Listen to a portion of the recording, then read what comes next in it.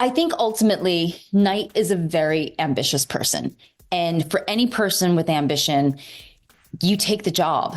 You take the job that's going to bring you up the ladder. And even though it might be uncomfortable, it might not be where you want to be ultimately, this is the ladder you climb.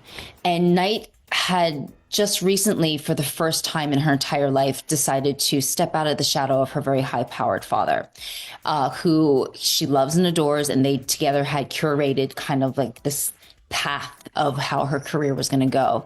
But then she realized, I'm not on that path anymore, and I can't necessarily make you happy. So, and then with the breakup with Jimmy, she went, I can't make Jimmy happy either. So I'm just going to do my own thing and make a decision that's solely based on my wants and needs for this moment.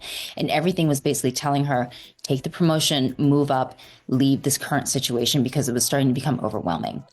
That being said, once she got to California, she was happy. She really loved the job. She loved her React team. She loved everything about it. But I think there was something that was ultimately gnawing at her that didn't come to light until she saw Parker's face walk into the React clubhouse. And then it all became crystal clear to her. Yes, I love where I'm at right now, but ultimately I want to go home, and home is in DC. Keeping the storyline straight. There's a lot of jumping back and forth that we don't necessarily do on NCIS. And so it was a lot of, okay, where am I at emotionally? What page are we going back to?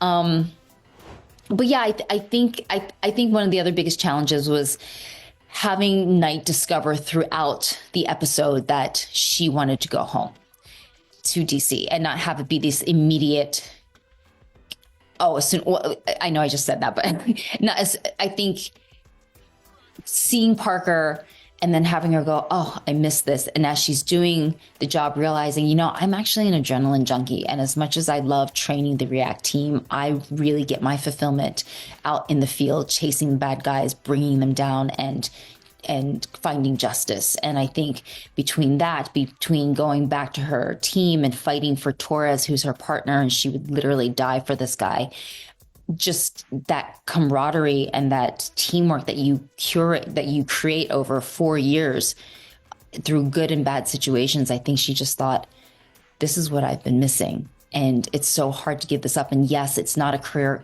climb up the ladder, and it's technically demoting myself, but this is where I want to be. And being how I'm no longer on my dad's career path, and I'm not trying to worry about my boyfriend's feelings, I'm just going to do what feels right in this moment, not necessarily what's best for the career path.